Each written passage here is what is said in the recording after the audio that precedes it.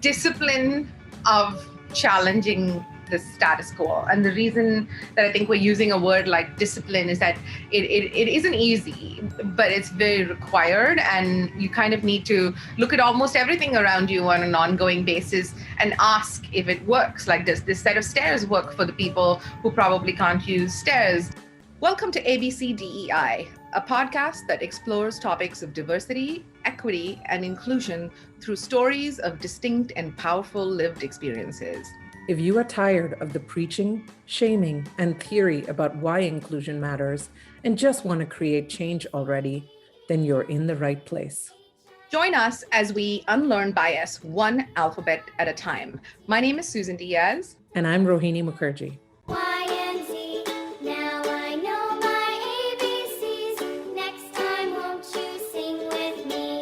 Hello and welcome back to abcdei. We've been at this for a couple of seasons now, and for the last 3 episodes of season 2, we're focusing on allyship and how to really break it down from a conceptual, nice to have thing into something that you can make a part of your life, a part of your work, a part of your parenting, a part of everything that you do. So today we really want to dig into what we think are 2 key practices.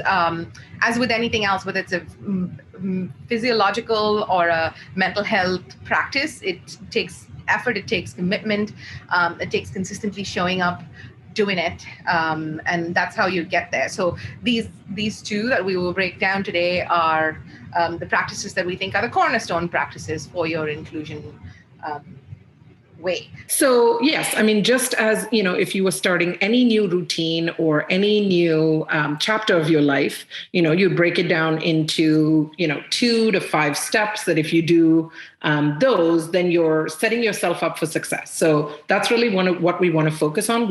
We will go into some more concrete tactical things that you can do in episode 20, the next one. But for today, we really just want to focus on how do you get your mindset shifted into being more inclusive and into being more of an ally. So, Susan, let us start it.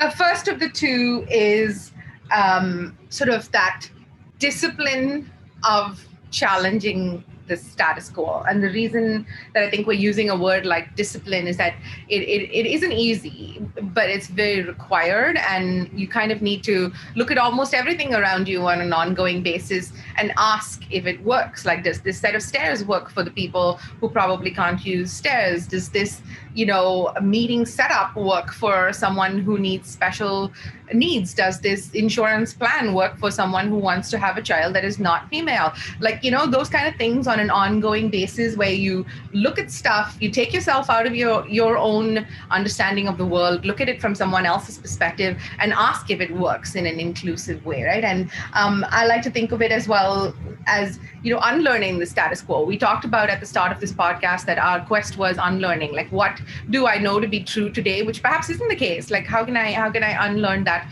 without any pride and without any sort of ego, putting myself into someone else's shoes? So to me, that discipline of like, whatever you take for granted, whether it's mundane, it's the everyday access things that make your life work. Ask, does it also make other people's life work? Is it inclusive? Is it truly bringing together the needs of multiple types of people? Yeah, and I think it's such a good point, because I think sometimes, apart from people being, discriminatory or racist or bigots, I think it's important to recognize that systems are also discriminatory and racist and exclusionary, because we've just relied on, we've only ever hired from this school, or we only really hire MBAs, or we really strongly prefer people who live within a 5-mile radius of the office. Those are absolutely exclusionary policies.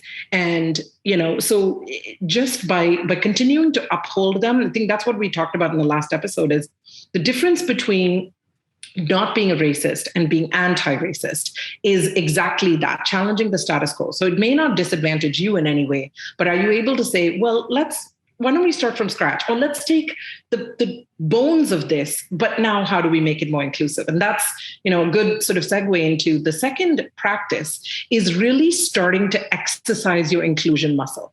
And it's not about when you go to the DEI task force meeting. It's not about when you're making your annual plan or when you're about to hire somebody who is of color or a trans individual that maybe you haven't before. And, now it's a very specific focus time. Exercise that muscle everywhere, So think about even the most mundane things. So, you think about Monday, you walk into the office, you go into, a boardroom, everybody sits around the table, somebody maybe starts a speech, hey, ladies and gentlemen, and then you go and talk about the week. Now break that down, right?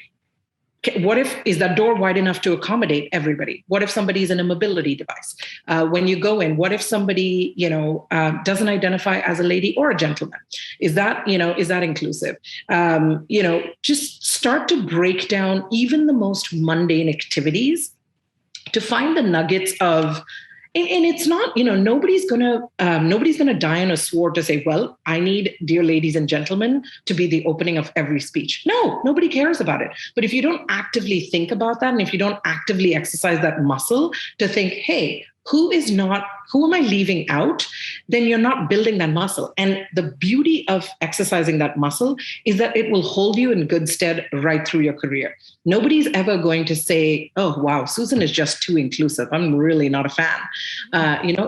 You'll find that it really correlates with positive, non-toxic workplaces, right? You're going to be a better manager. You're going to be a better friend. You're going to be a better parent. And so really exercising that muscle, it is, the discipline and the exercising the inclusion muscle are such a perfect pair of activities that go together.